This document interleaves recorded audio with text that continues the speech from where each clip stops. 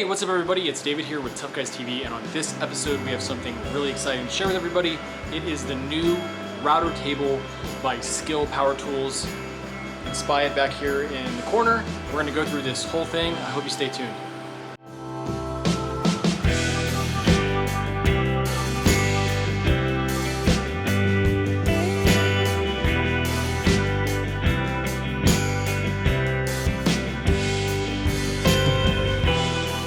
Alright, we're going to jump right into this one. I'm going to start by going through the assembly process and then kind of show off what it can do. Quick, shameless plug here. I've got new hats and new shirts on sale. There should be a link right underneath the video, but if you just go to www.toughguys.tv, that will also take you there.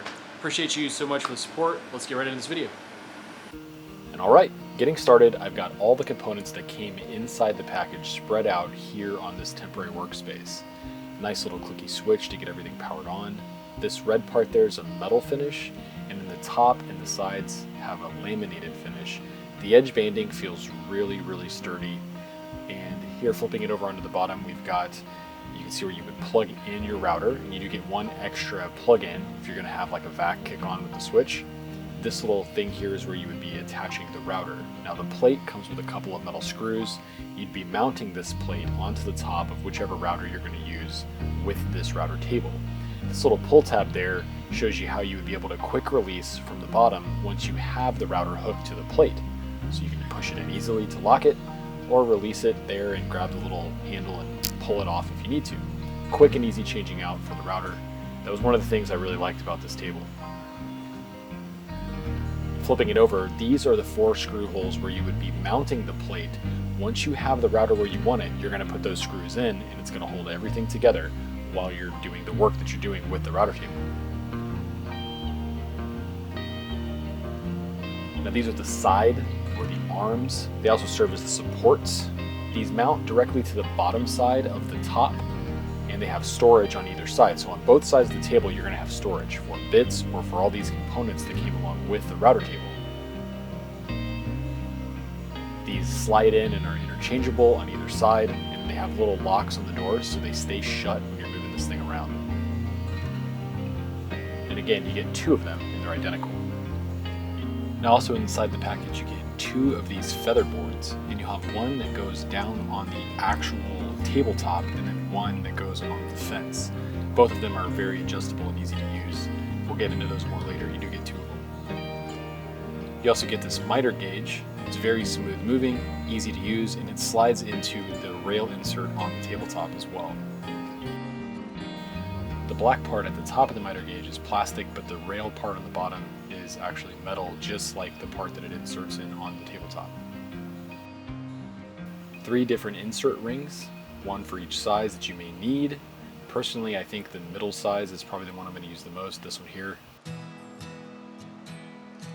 Then you get a couple of Allen keys, 1 larger one and 1 smaller one that has a Phillips head on the end. You definitely want to hold on to both of these because you'll need them. You're also going to get a starter pin, which screws down into the tabletop, which allows you to free use pieces without the fence. I did grab a couple of screwdrivers, just a Phillips head and a flathead, just in case I'm going to need those. And here's up close on the fence itself. You've got the dust guard that comes down and helps you get a good seal for the vacuum attachment. Again, the finishes are really nice here. Metal rail, and then this nice laminated finish on the front of this. It looks like everything's made of MDF. When we flip this around to the back side, you'll see all the clamping knobs for the fine-tuning adjustments of the fence itself, as well as the vacuum port where you can plug right in. And some more of those clamping knobs on this side as well. And these are the knobs that actually allow you to mount the fence to the tabletop itself. Now here's the router that I'm going to be using. I'll have a link in the description so you guys can check this out. It is a Plunge router, but I'm using the fixed base. So I did take off the guard that came on the router first. We're going to set that to the side because we won't need it. We're going to need to use the mounting plate to put everything together so that it can mount to the bottom of the tabletop.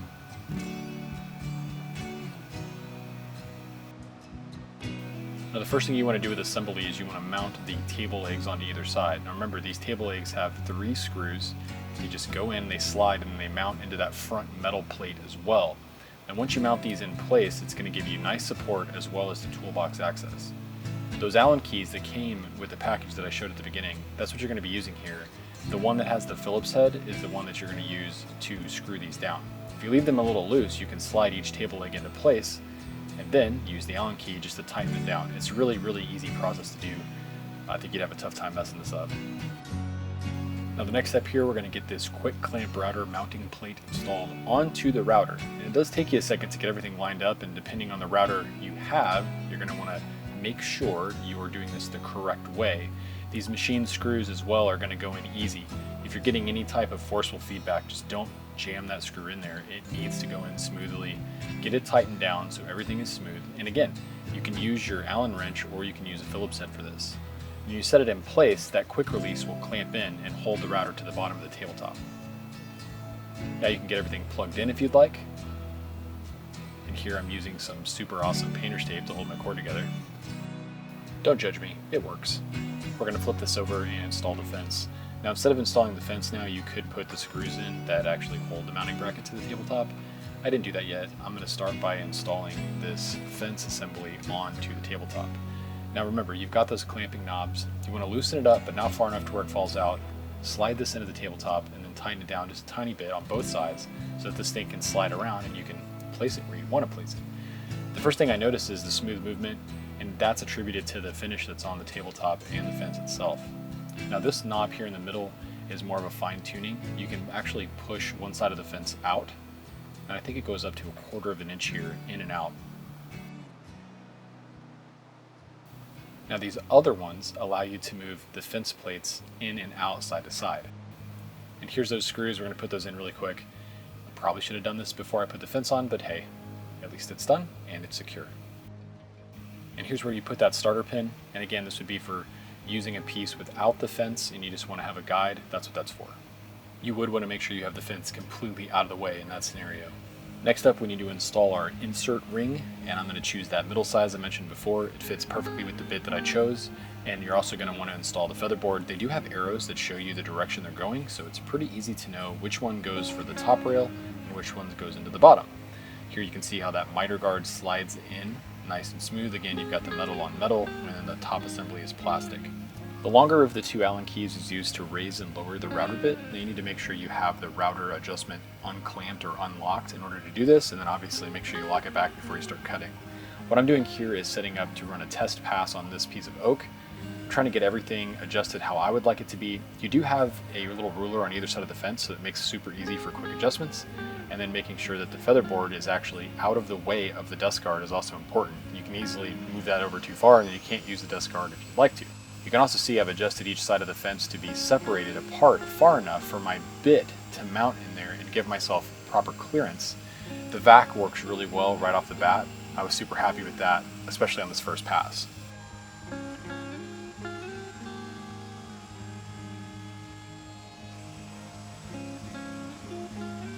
Lucky for me, I was already working on a monitor stand build, and I had this oak lying around, so I wanted to use it to make some test passes here on the router table.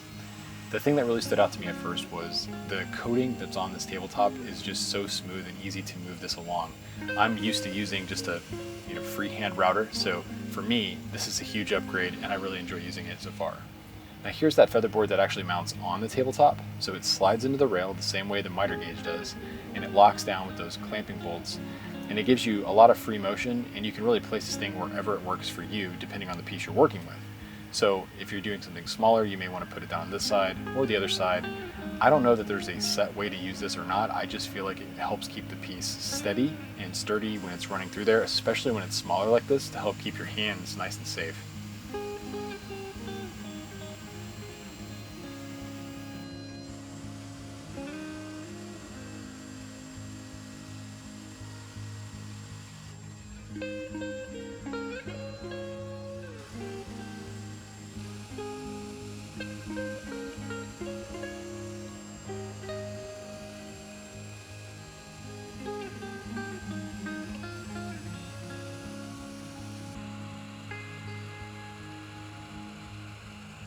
Now for the longer cuts, one cool thing I learned I could do is I could slide that featherboard down to the other side of the table and give me that support on the other side once I moved it past the bit. I thought this was a really cool thing, and I guess for me learning something for the first time, this was really fun, and I liked that it gave me the support for the longer pieces as I went.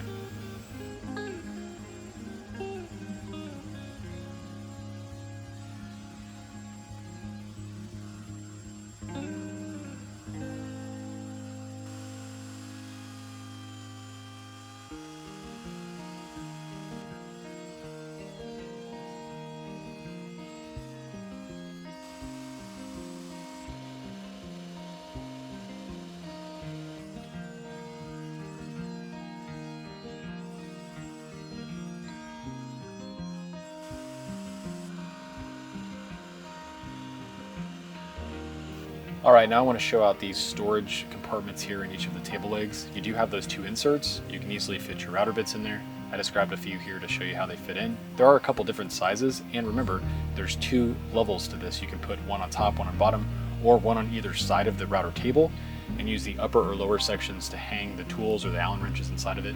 I think it's pretty nifty that they give you the ability to store the stuff that you need inside of the tool. I like that. The only thing I couldn't figure out how to store was the miter fence. I couldn't figure out how to do that in here anywhere, so it just ended up underneath the tabletop for me.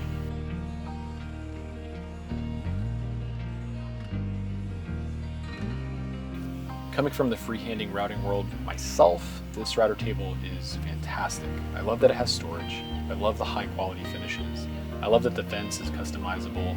I love that there's just so many options that work with this. It works with my back, it has storage, etc., etc. I really think if you make the decision to go with this router table, you're going to be happy for many years to come, and it will serve you very well in your shop.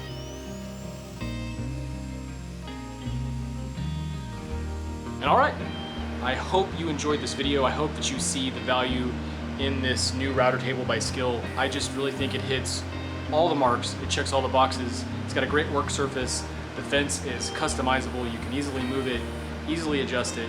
There's just so many little features that I really like. You know, the storage on both sides of it. That's a huge thing for me. And overall portability, you can screw it down to the work surface, or you can just pick it up and take it out to a job site or something if you needed to. So that's another perk that I don't even really think I touched on too much in the video. As always, there'll be a link down in the description if you'd like to pick one of these up for yourself, as well as for the router that I used in this video. I have a video just on the router coming soon as well, so stay tuned for that one. And in the meantime, just keep checking out the videos on the channel. I appreciate that so much. Everybody that watches, everybody that comments, everybody that gives me feedback, I really appreciate it. So thank you so much, and I will see you in the next video.